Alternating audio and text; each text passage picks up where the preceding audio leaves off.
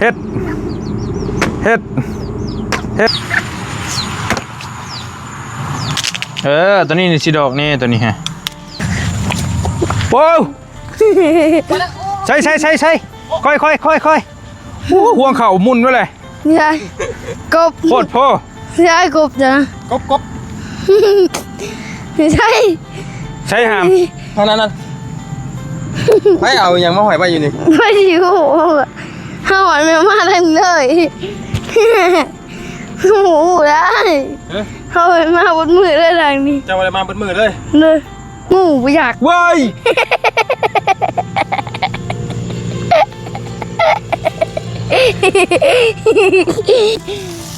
เยอะเนาะจับเบิ้งฮะเงินเป็นอะไรคือว่าเงินให้เป็นแผลเป็นผับน้อยเป็นพับน้อยเบิ้งฮะโอ้โหเฮ้ยว้าดีเลยลายบ่เลยอันนี้เฮาเสียหายจะไหวแล้วเจ้าเสียจักไว้ให้บริเจ้าเสียจักใบบัดนี้ถ้าเจ้าเอาเจ้าจะได้เท่าไรหามนี่เชนเดียวพอให้กันคันอ้ายเอาให้ไว้นี่เอาบ่นี่โบ่เฮาแต่เส้นเดียวเป็นยังบ่ได้มันลายพวกเป็นยังเลยเฮาอยากจวนมาปุ้นคันอ้ายถามคันเงินอ้ายเอาให้เบิดนี่เจ้าสิเอาไปเฮ็ดหยังเฮาก็บ่เจ้าอยากได้ยังเฮงกูหมู่ซะตอนนี้อยากได้แต่เฮือนอย่างเดียวอยากได้แต่เฮือนนี่เลยอยากได้แต่เฮือนก็ไปเฮ็ดเฮือนแม่นหรอบ่เลยนอนอยู่หั่นมันเป็นหยังอยู่เถียงเจ้าหอยมันคือช่วงที่เย็นคักแท้อ้ายวะมันเป็นได้นอนอยู่ห่ะเฮาย่านยังอ่ะย่านยังลูกย่านในหัวย่านในย่านเน่บ่ย่านเน่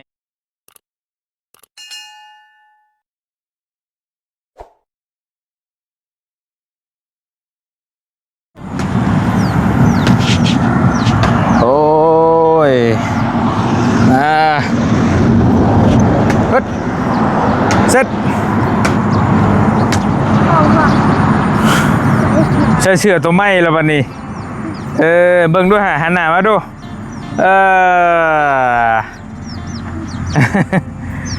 วอลลี่ที่เสื้อมาให้น้องคน2 ชุดพี่น้องเลยเปลี่ยนอีกชุดใหม่ลองเบิ่งก็พอดีงามอยู่ชุดก็ได้ทีมงานสู่บัวทอยว่าซั่นโอ้เฮ็ดมันโมเมนต์พื้นดอกบ่นี่ฮามเจ้ามาได้ใช้แล้วไหมนี่เฮ็ดไม่หัวตะก้อนบ่ฟันให้ยังอันนี้น้ำไผ่ฟันไว้ไฟบ่ยังลายบ่ทานเจ้าหาทานสอบน้อยว่านิ้วซื้อมาให้ตอนนั้นมันก็เช็คค่อยๆเฮ็ด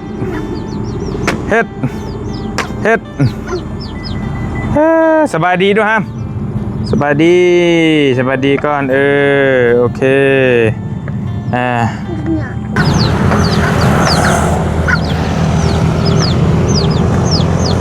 เช็คบอยค่อยๆมันเดี๋ยวเปลี่ยนใหม่นะอ้ายเจ้าสิยังบ่ทันมาบ่นี่ยันได้อยู่ผู้เดียวอีกแล้วเบิ่งทรงไปแรงนี่หาเปลี่ยนใหม่หาใหม่ใหญ่เดียวนี่นะนี่ก็ได้นะกับเจ้าไวไฟน่ะลูกเจ้าไวห้องบ่อันนี้ได้อันนี้นี่มันแข็งโพดบ่ไม่มันแข็งไงมึงถึกมือได้ดังเลยใส่เลยนี่เอาหัวตัวไหนก็ได้ตัวมันดอกๆนี่ฮะ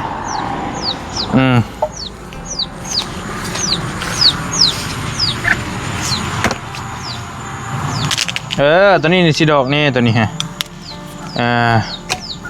ปึ๊บซิวบอนเดียวอันนี้ตะกี้เมย์จะอ้อมหัวเห็ดยังอันนี้เห็ดหัวอ้อมอันบัดนี้มันมีหัวตัวนั้นละบ่เลยมันดอกไปเลยเอาพี่น้องทักทายสบายดีกันย่ำค่ำย่ำแรงเด้อบอลลี่กับยังอยู่เพื่อนน้องสายฟ้านี่แหละพี่น้องกับน้องเพิ่นกับชิได้อยู่ผู้เดียวอีกแหละบางทรงอ้ายเขาในบ้านกับคำบันเนี่ยยังโมมาอยู่ ยันนอนอยู่ในบ้านพุ่นเบิ่งทรงนี่อ้ายก็ได้ค่อยๆหรอกป้าบ่ฮักผ้า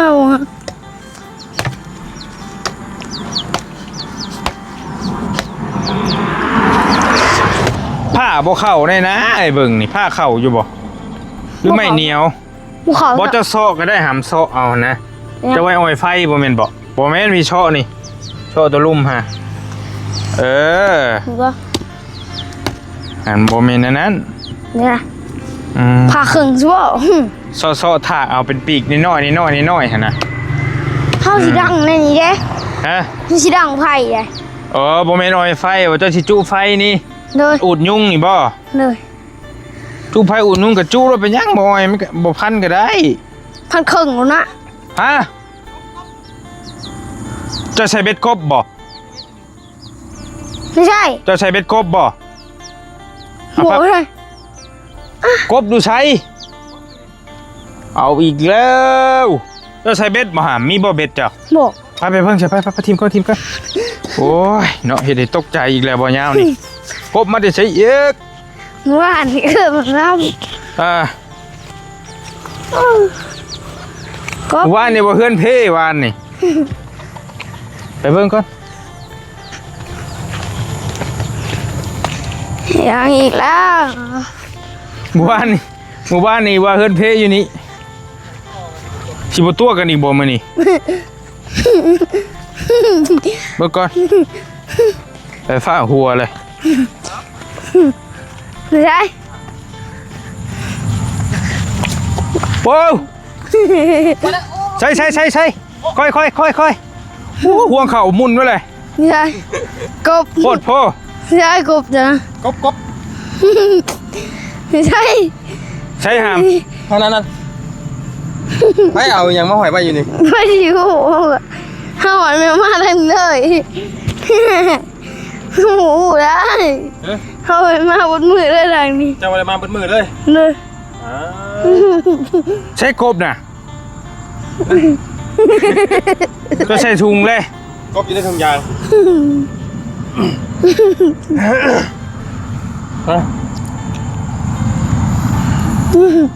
ยังใส่ฟ้าโอ้โหนับเดี๋ยวเจ้าชิเลนเลยย่านไปชักนี่บ่มันยังอยู่นี่งูได้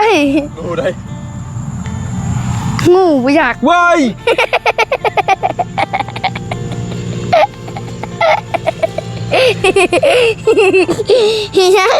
แกมาเบิ้งเลยหายันเนาะว้ายว้าตื่นข่าวเวทเลยยังหมอลีเสร็จชอบพี่เสียงว่ะมียังจะว่ามียังเลยเดี๋ยวจะว่ายังอันนี้ห้าบุหุโบเมนบอโทรศัพท์จะเบิ่งฮะเงินเป็นอะไรคือว่าเงินถ้าเป็นแผลเป็นพับน้อยเป็นพับน้อยเดี๋ยวทำเงินบ่แม่นจะจับบุงเลยที่เราเอาดีได้นี่โอ้เงินบัดนี้บ่เงินบัดนี้ลายจะได้ยังทำไปอันนี้ไปแก้เบิ่งอยู่เพื่อนจะพูดจะไปโอ้ฮะเอาเร็วพี่น้องเอ้ย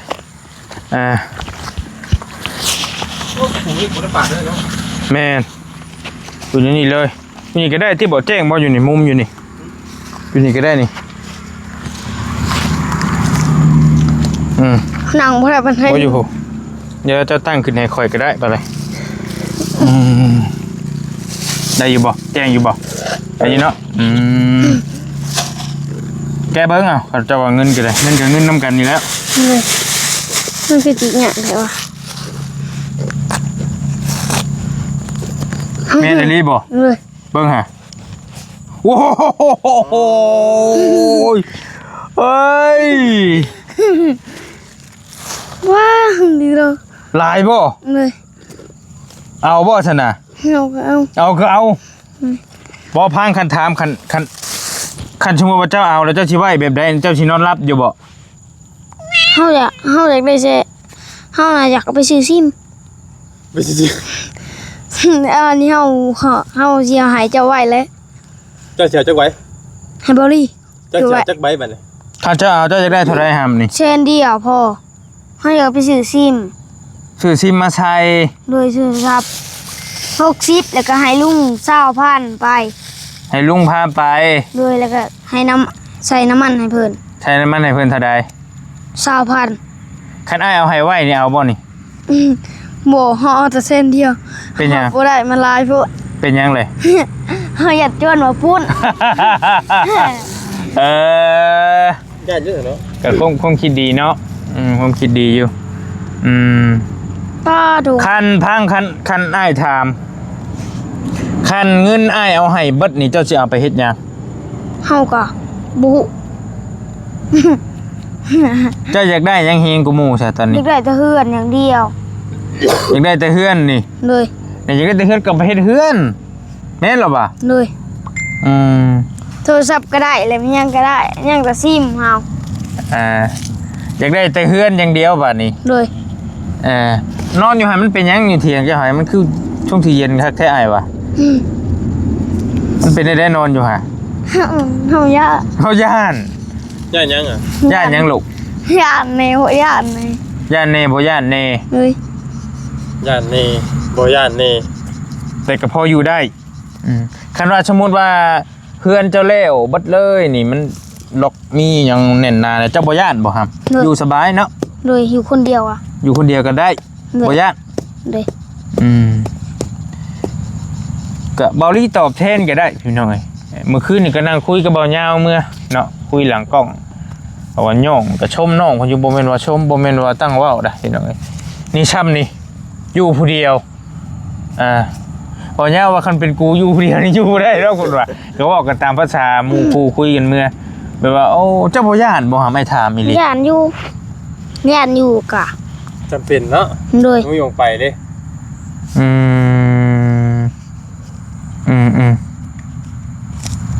นอกจากเฮ็ดเฮือนเนี่ยบ่ในอื่นก็บ่ทันอยากได้หยังปานใดบ่ เลย มีแต่ว่าเฮ็ดเฮือนนี่แหละเนาะ เลย คันให้เบิดแล้วบ่เอา เลยเฮาย่าน เฮาย่านเอาคือเอาให้อ้ายบ่ย่านอ้ายไปซื้อกินบ่ใช่อ้ายไปเติมน้ำมันเบิดแล้วเฮ็ดแล้วได้เฮ็ดได้ โอ้ยัง บ่เป็นหยัง เลย อ้ายเติมน้ำมันมาหาเจ้าดิว่าเดี๋ยวเติมได้เห็นขึ้นมานี่นะเติมนี่เลย เลย เอ้าพี่น้อยก็บ่เว้าลายใหญ่กันห่างเนาะเฮาก็เว้ากันง่ายๆนี่แหละมุกนี่เฮาก็ใช้เรื่อยแล้ว เฮ็ดเรื่อยๆจนน้องเพิ่นจักแล้วแต่ก็ ท่านน่ะสิ แต่ก็เฮ็ดพอได้มันมีสีมีสันพี่น้องเอ้ยเนาะน้องเพิ่นฮู้แล้วแหละว่าน้องเพิ่นจักว่าเฮาเซอร์ไพรส์น้องเพิ่นเพราะว่าหลายเทื่อแล้วเมื่อก่อนน่ะเซอร์ไพรส์อยู่หันโทรศัพท์เมื่อคืนนี่เซอร์ไพรส์อยู่นี้แต่อันนี้แหละเซอร์ไพรส์อยู่หันอันนี้ตอนเจ้าบ่ทันแก้เจ้าคิดว่าเป็นหยัง เนี่ย ตอนเจ้าบ่ทันได้จับออกมาเบิ่งน่ะเจ้าคิดว่าเป็นหยัง เฮาก็บ่ แต่เมื่อคืนนี่เจ้าฮู้ว่าเป็นโทรศัพท์อันนี้ บ่ ฮู้นะ เอาถุ มัน ง คือ เก่า ฮู้ มันเป็นถุงเก่าอยู่ดิ มันคือสีเก่า ข่อยก็บ่ได้เนียนจักนี่นะถุงน่ะสีอันเก่าเบิดถุงนะเอ้ยพี่น้องเอ้ยโอเคเจ้าเบรกก่อนก็ได้ ทันทีจบ โอเคพี่น้องเปลี่ยนมุมหน่อยหนึงบาทนี่ จึงว่าเราจะขึ้นมา จังพ่อจังขึ้นมาแบบใด จึงว่าเราจะ บ่ยาวยางมาเรื่อยบ่ได้แล้วคันสิสะพายต้องใช้แผนไหมบาดนี้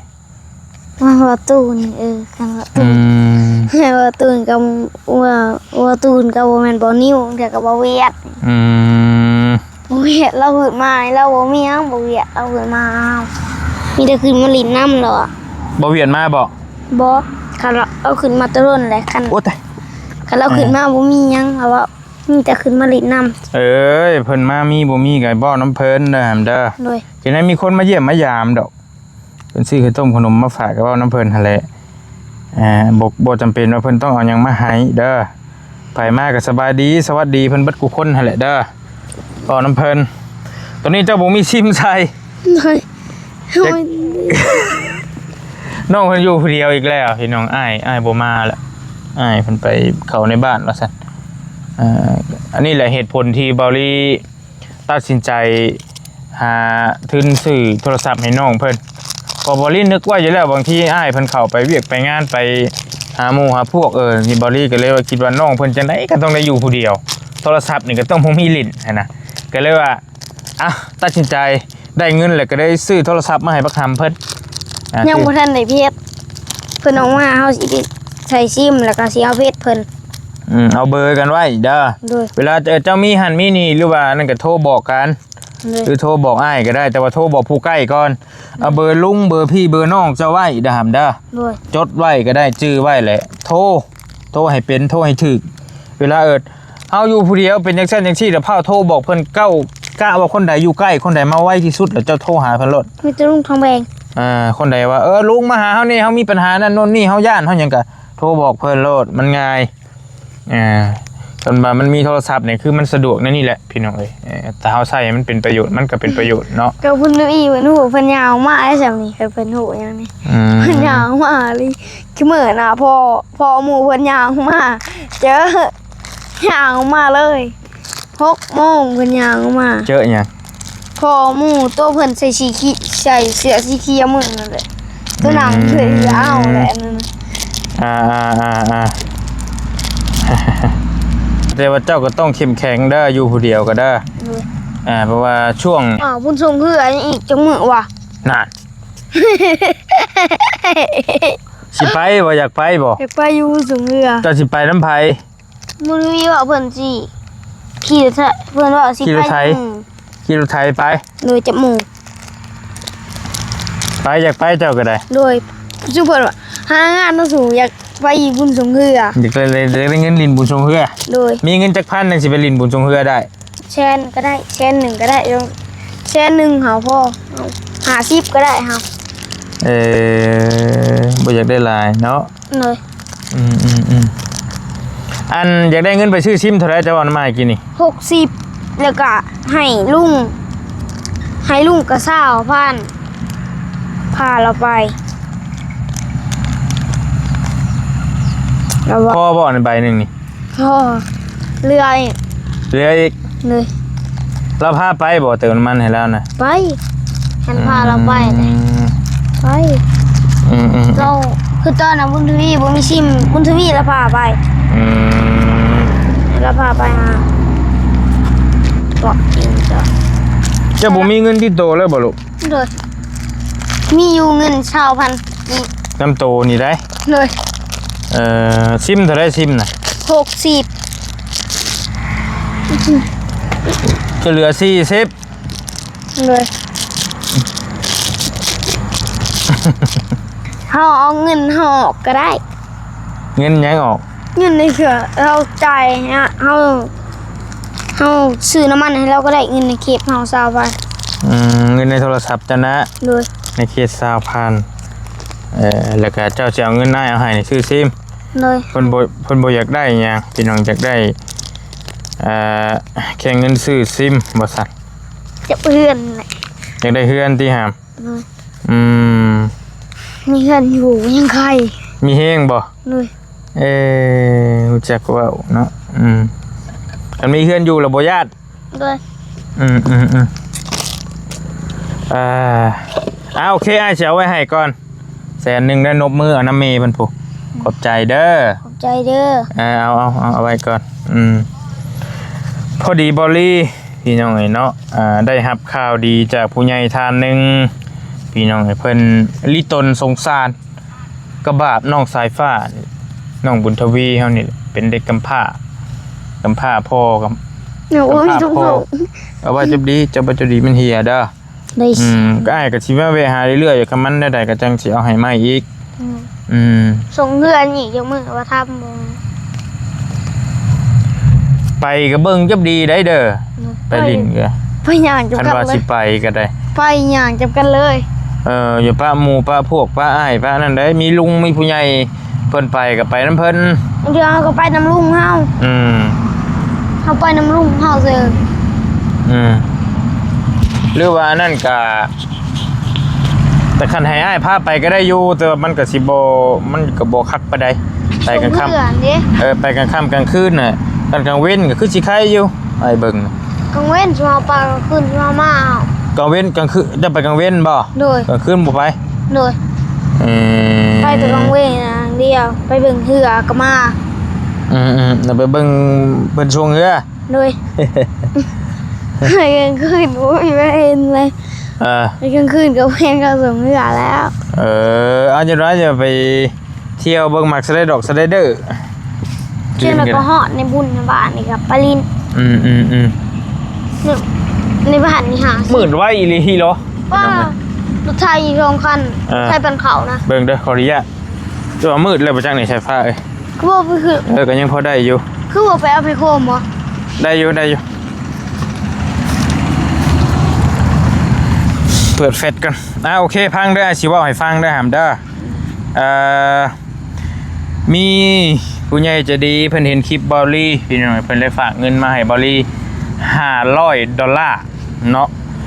เพิ่นชื่อว่าฟังเด้อสิเว้า เลย ฟังคักๆเพิ่นชื่อว่าพ่อน้อยกับเมมันธนาบัวชุมร้านอหย่างก็มายาไทยลาวอยู่ที่เป็นภาษาอังกฤษบ่จักบันจักแต่ USA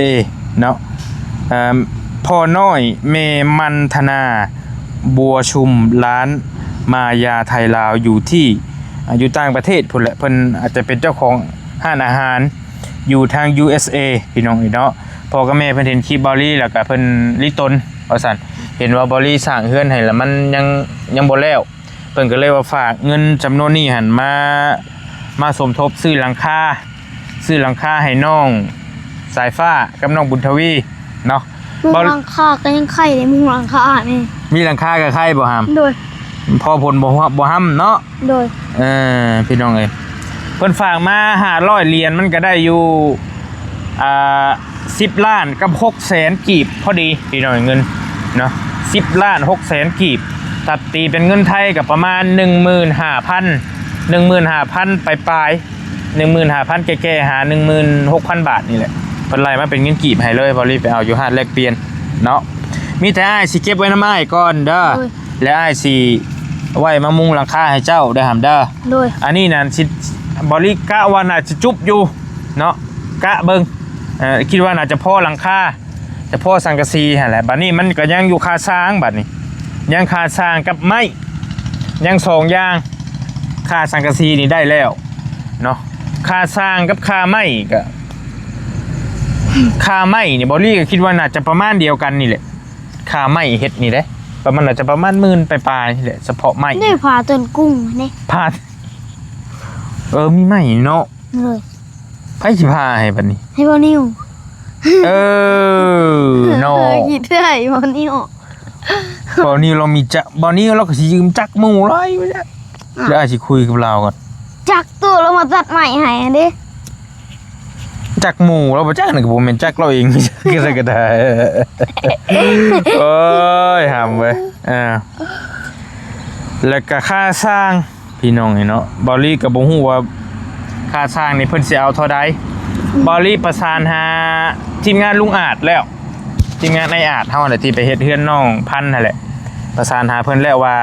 มื้อใดถ้าเพิ่นว่างบอลลี่สิให้เพิ่นมาประเมินราคามาเบิ่งตัวจริงนํกันแล้วว่าต้องใช้ไม้อย่างแน่หลักคมราคาเพิ่นสิเอาเท่าใดพี่น้องเนาะขั้นตอนแรกนี่สิมุงหลังคาให้น้องเพิ่นก่อนขั้นตอนที่2แหละสิจ้างเพิ่นก่อดินบล็อกเขามีแล้วดินบล็อกอยู่พุ่นก็มีดินบล็อกนี่ได้หลายเติบแล้ว ได้บ่200 แม่นหาแต่ค่าสร้างกับซื้อเล็กซื้อปูนแค่นั้นแหละปูนก็ยังอยู่แม่นบ่หาม โดย อยู่ไส อยู่เทียงลุง จักสอบหลายสอบเติบได้เนาะทรายก็มีทรายก็ยังพอมีอยู่ หินก็มีแต่ว่าก็ยังบ่หลายแต่ว่าต้องได้สั่งใหม่นี่เนาะ เจ้าคือบ่ไปเอาอยู่มอค่ำมันได้ทางไว้มอค่ำนะ ไม่เอาอยู่ไสไปเอาแบบใดเลย หินตัวจะเอามาให้เฮาตัว มันถึกบ่ มีอยู่ เดี๋ยวก็ว้าวมันถึกบ่หามอยู่หั่นน่ะ เฮาก็บ่เอาเคยซื้อจักเทื่อเลย เดี๋ยวก็เว้าไปเอาอยู่บ่คำเป็น วะฉันดิ ยายเพิ่นดอกเอาบ่ยาวเด้ เพิ่นนั่งถ่ายอยู่พุ ไผ่มันตายเลย ไพ่เจ้าดับเลย ดู อืม นี่คือดอกในมันเปิดดอกใน นั่นเด้อหามเด้อ เลย ดีใจบ่นี่ เลย สิได้มุงหลังคาได้เด้อ เลย สิได้นอนเฮือนใหม่แล้วเจ้าจับขึ้นจับดีเงินจับขึ้นจับไว้จับดีถ้าว่าได้มุงหลังคาแล้วก็ค่าอยู่เฮาพวกนี้มันก็สิบ่ดอกบ่หยังพี่น้องอย่ามันเสาแซวเรียนมันผุพังมันถึกแดดถึกฝนอะไรก็ได้มุงหลังคาไว้แล้วก็จังมีทุนก็จังค่อยหาก่อค่อยหยังไปแบบค่อยต่อเติมไปได้อยู่ดอกบอกแบกเฮากับมันพอมีเบิดละเด้ก็จังว่ากันเด้อ เลย ดีใจน้ำเดลายดีใจแล้วบอลี่ก็ได้ข่าวนี่เพราะว่ากระบะน้องเพิ่นอยู่ถือว่ามีโชคใหญ่แล้วมันนี่โชคใหญ่ล้นทับแล้วแต่ว่าโชคใหญ่ล้นทับแต่บ่กล้ารับเงิน ญาติว่าซั่นทำเพิ่นนี่ก็ได้โอเคเบิ่งอ้ายสิบอกให้ขอบมกขอบใจผู้ใหญ่ใจะดีเพิ่นเด้อเอาตั้งใจเด้อเจ้าต้องเฮียนเว้าเองแล้วไอ้ว่าเป็นไอ้พาเว้าเรื่อยเลยเว้าเองได้อยู่บ่ฮะอวยพรเองหั่นน่ะลูกบ่อยากได้ปานใดจับเงินดีๆแล้วนบมือขึ้นบางอาชีวะเด้อนบมือขึ้นลูกเบิ่งกล้องพุเด้อให้เจ้าขอบมกขอบใจพ่อน้อยกับเมมันธนาเด้อเมมันธนาบัวชุมเพิ่นอยู่ทาง USA เด้อเอานบมือขึ้นแล้วก็ขอบมกขอบใจเพิ่นเด้อเพราะว่าจำอ้ายเด้อตั้งใจเบิ่งกล้องผู้ขอบใจเด้อใจเด้อพ่อน้อยกับเมมันธนาบัวชุมให้เจ้าอยู่ดีมีแห้งให้โชคให้มานให้ร่ำให้รวยค้าขายก็ให้ได้ลูกค้าหลายๆให้ขายเบิดซุมื้อให้ยอดขายเจ้าได้หลายๆให้ยอดขายให้เจ้าได้เงินให้ขายได้เงินหลายๆให้เจ้าขายเงินหลายๆโดยให้ได้กำไรหลายๆเจ้าได้กำไรหลายให้อยู่ดีมีแห้งปรารถนาสิ่งใดให้เจ้าได้สิ่งนั้นสมความปรารถนาอย่าเจ็บอย่าจน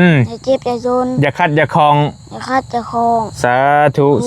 ธุนี่เลยหุเมย์เพิ่นแม่ผู้เพิ่นซอยเจ้าเด้อแต่ว่าบ่ได้เอาออกกล้องดอกพี่น้องนี่เพิ่นนี่พ่อเพิ่นอันนี้แม่เด้อนี่เป็นครอบครัวเพิ่นพี่น้องเอ้ยเพิ่นเปิดร้านอาหารเนาะมันก็เป็นตะแซ่บเลยกับเขาก็ได้เขาผัดบ่อนแม่นบ่ฮะแม่นดิเนาะเลยมีมะพร้าวมันอยู่นำ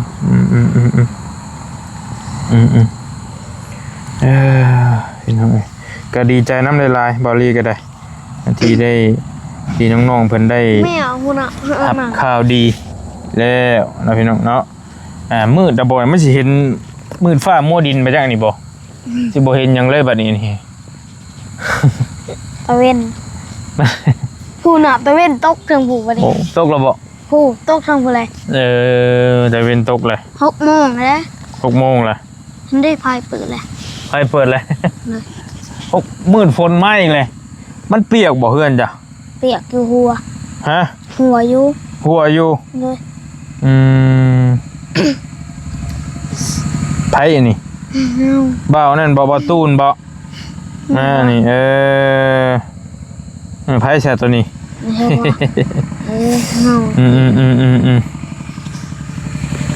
โอ้ขึ้นฟ้าขึ้นฝนมันเลยพี่น้องเอ้ยยังบ่ตกดอก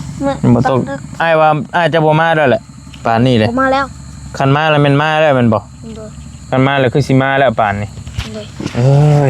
อยู่ผู้เดียวอีกแล้วหากก็อยู่ก็มาจะคืนก็2หากก็อยู่2คืนบ่มาอีกแล้วป่านนี้ก็ได้ก็อยู่ได้อยู่ที่บริยานติคันกายย่ำย่านเลยเนาะหำเนาะมันมาป่านนี้เลย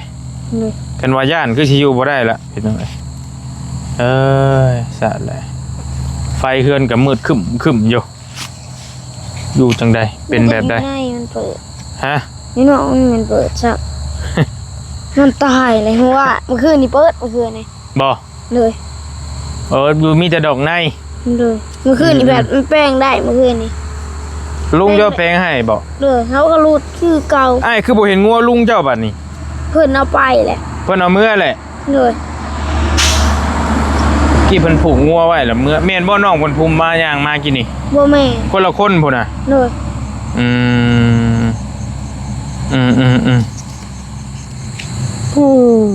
ดินบล็อกนี่หยังเจ้าก็มันบ่ได้เสียที่หามจะไว้นี่กะ ผู้ซีตะกอนเลย แม่นอยู่บ่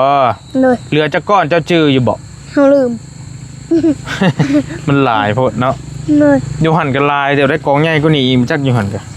ตามบ่รีเบิ่ง กันเอามาอีกก็อ้อมบ่แหละอันก็ได้บ่เบิดนี่ บ่พอดีได้จักครึ่งหนึง เลย ได้อยู่กออ้อมๆได้จักครึ่งเฮือนเจ้านี่แหละได้อยู่ก็ได้หลายเติบอยู่ได้ครึ่งๆแล้วนั่นแหละก็สิกั้นห้องให้น้องเพิ่นพี่น้องเอ้ยเนาะแล้วก็เฮ็ดหมองนางลิดนางหัวไปพอได้อยู่ได้เช่าไปนี่แหละเฮ็ดอยู่2ห้องเจ้าก็นอนผู้เดียว เลย ตัววีก็นอนผู้หนึง คันได้โทรศัพท์แล้วก็นอนได้เช้าก็เดียวน อนลินผู้เดียว เลย นอนเบิ่งโทรทัศน์พัดลมไปแต่ว่าไฟ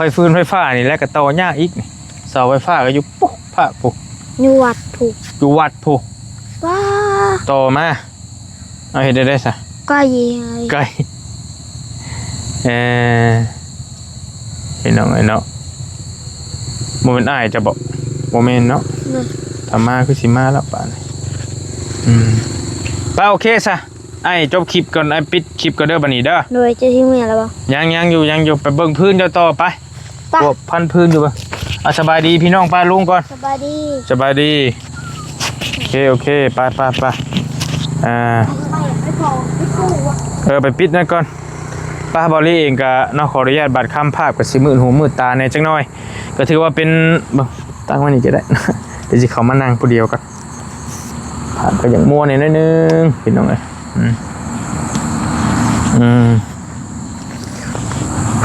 โอเคพี่น้องทางบอลลี่เองก็ปราบปลื้มปิติยินดีลายเนาะที่ทางน้องเพิ่นได้เฮือนได้ซ่านที่ได้เฮือนได้ซ่านที่ได้หลังคาใหม่แล้วขาดอยู่2อย่างขาดไม้กับคาสร้างนะพี่น้องเนาะนี่ก็ได้มาก้อนหนึ่งแล้วบริสิเก็บไว้ก่อนนะพี่น้องเนาะเงินอันนี้ก็บ่ได้เอามาโอ้มาอวดอย่างแต่อย่างใดแค่เขาเอามาแจ้งพี่แจ้งน้องทำคลิปบอกพี่บอกน้องซื้อนะพี่น้องเนาะว่าเขามีเงินชำนี้นะพี่น้องเนาะเอาทั้งนี้ทั้งนั้นกับบริเองก็เนาะต้องขอบบุญขอบคุณในหลายขอขอบใจเนาะทั้งพ่อน้อยกับแม่มันธนาบัวชุมเนาะเป็นอยู่ทาง USA เนาะก็ขอบใจพ่อกับแม่เพิ่นในหลายเนาะให้แม่ค้าขายหุ่งเฮืองเนาะให้ยอดขายทะลุ2เท่า3เท่า4เท่า5เท่า100เท่า1,000เท่าผู้เด้อแม่เด้อให้เจ้าเฮงๆปังๆเนาะให้ได้กำไรหลายๆให้แม่เป็นห่มเป็นเงาเบิ่งลูกเบิ่งหลานให้พ่อกับแม่ช่วยเหลือผู้ทุกข์ผู้ยากต่อไปเนาะให้แม่เจริญให้พ่อกับแม่เจริญให้เฮงๆปังๆเนาะอย่าเจ็บอย่าจนอย่าคัดอย่าของปรารถนาสิ่งใดก็ให้ได้สิ่งนั้นคือเหนือล่องใต้ก็ให้มีแต่คนหักคนแพงให้มีแต่คนนับหน้าถือตาเจ้าเด้อเนาะทางพ่อกับแม่ให้อยู่ดีมีแฮงเป็นห่มเป็นเงาเฮงๆปังๆสาธุไปสำหรับคลิปนี้เบาลี่เองกับโคโตเดินทางเนาะจบคลิปปิดคลิปเพียงซ้ำนี้ก่อนยินดีน้ำน้องพันในลายมีโชคใหญ่ล้นทับและมื้อนี้ก็ได้ยังไงก็จังว่ากันอีกเช่นนึงอยู่ดีมีแฮงโชคมาร่ำรวยพี่น้องบ๊ายบายเจอกันใหม่เดี๋ยวเก็บเงินกันลืมนี่โอ้ยโดย